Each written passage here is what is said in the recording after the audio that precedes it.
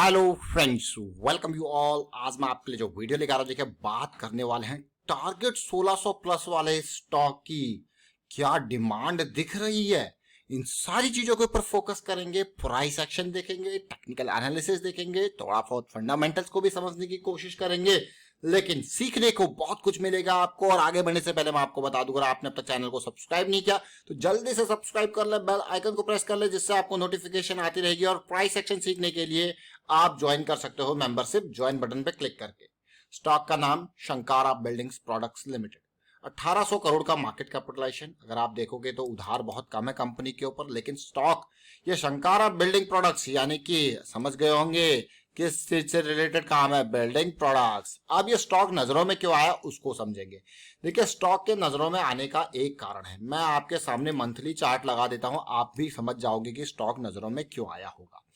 देखिए, ये स्टॉक नजरों में आने का जो प्रमुख कारण है वो है अभी नहीं, ये वाला मंथ, ये देख रहे हो आप, ये मंथ रैली करेक्शन, फिर से डिमांड जोन की तरफ आया और फिर आपको रैली देखने को मिली, फिर देखिए डिमांड जोन की तरफ आया है। देखिए बस यही कारण है। अब स्टॉक कहां पे है ये देखिए, बस मंथली।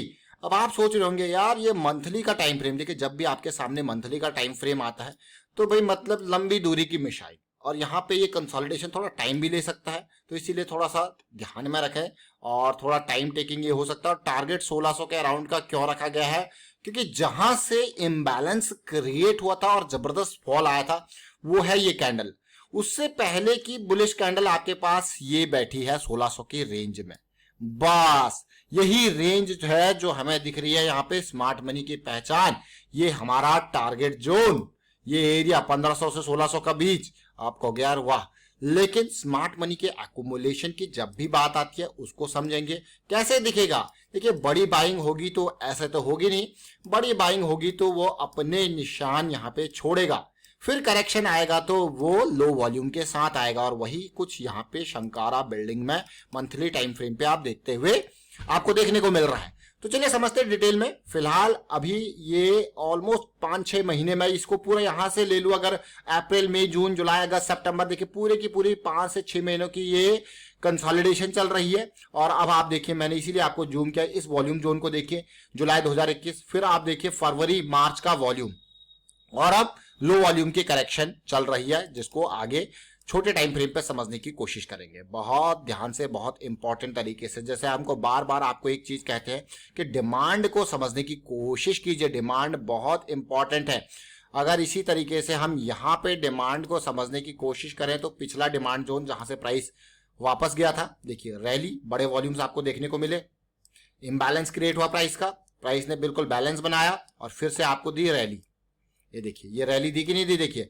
और फिर देखिए, फिर से रैली के बाद फिर ये करेक्शन चल रही है, और वो भी लो वॉल्यूम की। और ये देखिए डिमांड जोन की तरफ आता हुआ लो वॉल्यूम ये, और पिछला हफ्ता था बस ये स्टॉक का वॉल्यूम दिखा। और ये स्टॉक मैं कहूंगा पिछले हफ्ते में ही, इस बड़ी रैली से पहले ही रडार में कैसे समझोगे, देखिए इसको भी समझने की कोशिश करते हैं। छोटे टाइम फ्रेम पे जाएंगे और आपको लेके चलेंगे छोटे टाइम फ्रेम पे, डेली पे। अब आप समझ जाओगे कि पिक्चर कहां चल रही है। ये देखिए, अब ये आपने जोन को देखा और इस कंसोलिडेशन को समझने की कोशिश करी, देख सकते हो अब आप क्लियरली इस कंसोलिडेशन को, इस कंसोलिडेशन जोन को समझिए। ये वाला जोन बिल्कुल टाइट वाला, और ये बड़ी रैली जो पिछले 4 दिनों के अंदर देखने को मिली है, बस इनिशियल लेवल।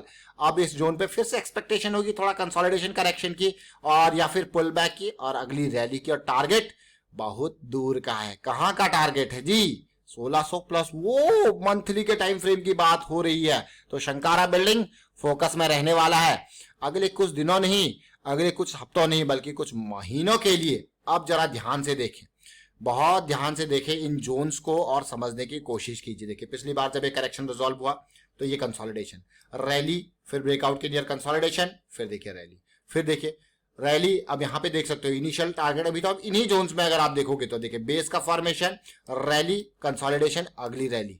अभी हमारा जस्ट ये मूव स्टार्ट हो रहा है फर्स्ट वाला। तो आगे क्या शंकारा बिल्डिंग टारगेट को पूरा कर पाएगा। देखिए लो वॉल्यूम की करेक्शन को समझने की कोशिश कीजिए हमेशा। लो वॉल्यूम की कंसोलिडेशन करेक्शन बहुत इंपॉर्टेंट है, क्योंकि स्मार्ट मनी जब भी कोई बड़ा प्लेयर बाई कर रहा होगा तो वो बड़ी क्वांटिटी बाई कर रहा होगा।